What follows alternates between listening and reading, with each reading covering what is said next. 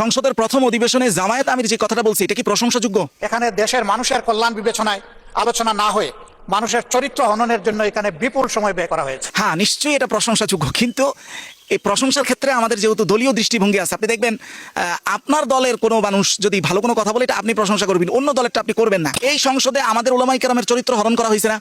এই সংসদে আমাদের আল্লামা মামুনুল হক সাহেবের চরিত্র হরণ করা হয়েছে না? কিন্তু ব্যাপারটা হচ্ছে এই কথাটাই যদি আজকে আমাদের মাথার তাজ ধরেন, আপনারা আবার গালি টালি দিবেন, বাবুনগরী সাহেব বলতো, তাহলে সারা বাংলাদেশে আমরা এটা কি পরিমাণ প্রশংসায় ভাসাইতাম। ব্যাপারটা হচ্ছে প্রশংসা এখানে দলীয় দৃষ্টিভঙ্গিতে হয়, কাজ বা আপনার বাস্তবতার ভিত্তিতে না। এটা কেন হয় জানেন? এটা হওয়ার পিছনে একটা কারণ আছে। যেমন সূরা আন-নিসার 135 নম্বর আয়াতের বর্ণনা আল্লাহ তাআলা বলছে যে তোমরা ন্যায়পরায়ণ হও এবং সাক্ষী দাও ন্যায়পরায়ণতার সাথে। ওয়ালা ইয়াজরিমান্নাকুম শানাআনু কওমিন আলা আল্লা তা'দিলু।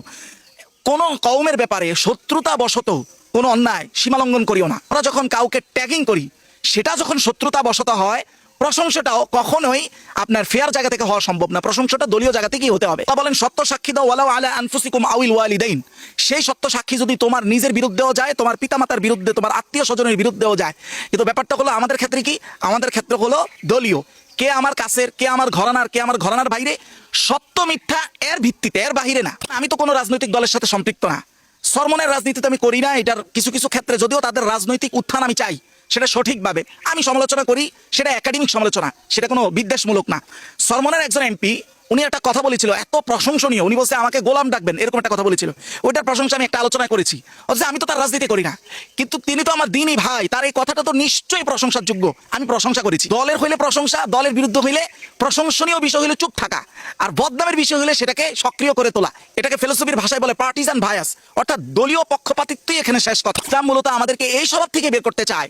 ইসলামের পূর্বে দুইটা গোত্র ছিল, আউস খাজরাজ, আপনারা সেটা জানেন। তাদের মধ্যে এই পরিমাণ দলীয় অন্ধত্ব, দ্বন্দ্ব ছিল যে তারা কেউ মৃত্যুবরণ করলেও, ধরেন কেউ একজনের ওট আরেকজনের পানি খেয়ে ফেলছে, এটা নিয়ে ঝগড়া চলতেছে 100 বছর, 50 বছর, মৃত্যুর সময় নসিহত করে যাইতেছে এই ঝগড়া যেন চালায়া যায়। সেম স্বভাব, সেম না হলেও অনেকটাই আমাদের মধ্যে বর্তমানে আছে। এটা আমি বুঝাই দিচ্ছি কিভাবে আছে। দেখেন, সেই জায়গা থেকে তাদেরকে আল্লাহ তাআলা এমন ভ্রাতৃত্বের জায়গায় নিয়ে আসলেন। আল্লাহ নিজে সূরা আনফালের 63 নম্বর আয়াতের বর্ণনা বলতেছেন, ওয়াআল্লাফা বাইনা কুলুবিহিম লাউ আনফাকতা মা ফিল আরদি জামিআন মা আল্লাফতা বাইনা কুলুবিহিম ওয়ালাকিন্নাল্লাহ আল্লাফা বাইনাহুম। আল্লাহ বলেন, হে নবী, এদের মধ্যে আজকে যে ভ্রাতৃত্বতা হয়েছে, যদি সারা পৃথিবীর সব সম্পদ এদের ভ্রাতৃত্বতার কাউন্সিলে ব্যবহার করতেন, তাহলেও এই ভ্রাতৃত্বতা আপনি আনতে পারতেন না, যেই ভ্রাতৃত্বতা আল্লাহ সৃষ্টি করে দিয়েছেন। তাহলে দেখেন আমাদের অবস্থাটা কি। আমাদের অনেক বিরোধিতা এরকম আছে, সিলসিলাতান বিরোধিতা। এটা আউস খাজরাজের সাথে কিছুটা হলেও মিলে, অর্থাৎ প্রত্যেক প্রজন্ম এই বিরোধিতাগুলোকে সঠিকভাবে আমরা ভেরিফাই করি না। আমার ওস্তাদ বলছে আমি বিরোধিতা করব, আমি আবার আমার ছাত্রকে শিখিয়ে যাব, সে আবার বিরোধিতা করবে। এখানে নতুন করে কারো গবেষণার কোনো দরকার নেই। ঠিক একই সিস্টেমে ডাক্তার জাকির নায়েক একই ট্র্যাপে পড়ছিল।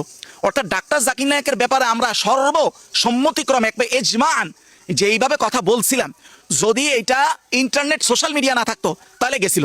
আর আমার ধারণা হলো আগামী 200 থেকে 300 বছর যাবত, নিম্নে 200 থেকে 100 থেকে 200 বছর আমরা আমাদের এইভাবে সিলসিলাতান ছাত্রদেরকে শিখাইতাম। হয়তো যে ওই যে আব্দুল্লাহ বিন সাবা যেমন একজন ইয়াহুদি ছিল, এই 20 শতাব্দীতে নাউজুবিল্লাহ ঠিক তেমন একজন ইয়াহুদি, এই যেমন ডাক্তার জাকির নায়েক, এইভাবে আমরা শিখাইয়া যাইতাম। কিন্তু জিনিসটা তাকে আল্লাহ বাঁচাইছে, উসিলা হলো সোশ্যাল মিডিয়া।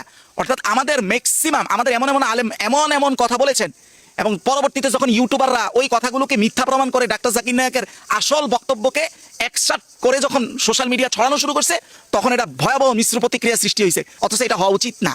আমরা আমাদের প্রাইমারি কি? প্রাইমারি হচ্ছে লা ইলাহা ইল্লাল্লাহ। যাকে আমি মুসলমান বলতে চাইতেছি বা মুসলমান বলতে আমি বাধ্য, সেই তো আমার ভাই। এই ভ্রাতৃত্বতা হচ্ছে প্রাইমারি। আর দলীয় ভ্রাতৃত্বতা, আমি তার দল করি কি করি না, তিনি আমার দল করেন কি করেন না, তিনি আমার ঘরানার কি বা ঘরানার বাহিরের কিনা, এই ভ্রাতৃত্বতা হচ্ছে সেকেন্ডারি। এই ভ্রাতৃত্বতার সাথে তো আসলে ইসলামের সম্পর্ক নাই। ইসলামের মূল সম্পর্ক হলো ইমানি ভ্রাতৃত্বতা। আর ফুরুই মাসালায়, ফুরুই আকিদায় ইখতিলাফ তো সব কালেই ছিল।